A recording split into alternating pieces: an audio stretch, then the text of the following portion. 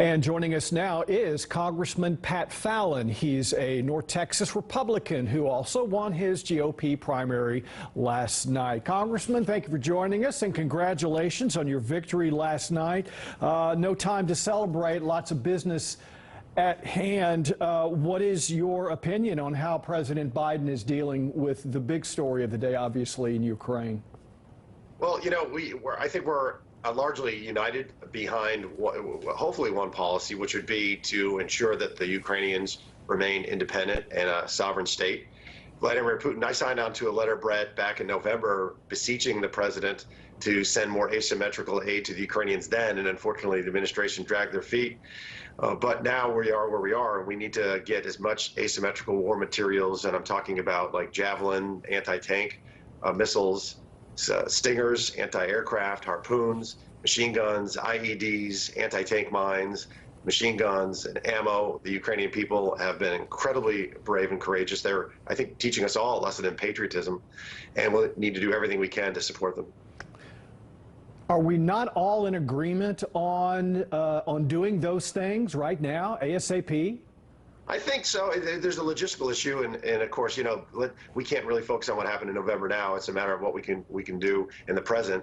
And one of the things we can do is we signed on. We led a letter actually, and 16 other members signed on, urging Mr. Biden to sanction all 35 of the Putin complicit oligarchs, and also apply secondary sanctions to the Russian banks, and a complete removal from SWIFT, the global electronic payment system, because if we did those things, it would make it virtually impossible for Russia to trade their energy on the open market.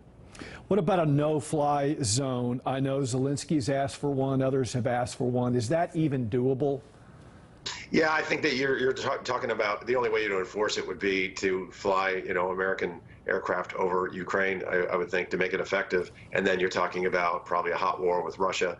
The one way we could do it in effect is to get more Stinger missiles into the hands of the Ukrainian freedom fighters.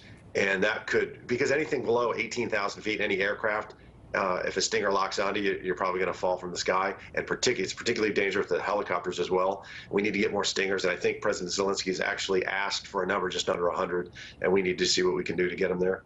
Quickly, let's talk about the State of the Union speech last night. All politics from President Biden or something substantive? I think it was all politics, quite frankly. It was really forgettable. It's only been 24 hours, and it's hard to remember what he said.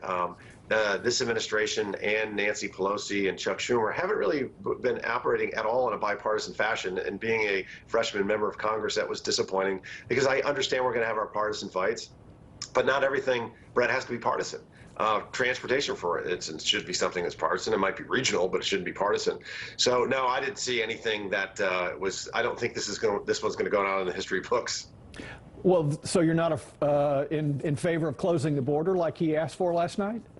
I'm smiling. I'm smiling right now. I know. But Brett, I'm completely and obviously in favor of securing the border. But under this administration, we've seen record illegal border crossings. 11 months in a row, over 150,000 illegal border crossings. We've never seen that in our history. 2 million illegal border crossings in a calendar year. We've never seen that. The drug cartels are making wild profits. They're smuggling people in. They're sex trafficking. And, you know, the GDP of the drug cartels is estimated to be as high as $30 billion. That's the size of a small nation state. So it's a disaster, and an unmitigated one at that, at the border, and we need to do better to secure it. Actions do speak louder than words, we both know. Congressman Pat Fallon, thank you very much for joining us, and be safe. Thanks, Brett. God bless you. Take care. Thank you.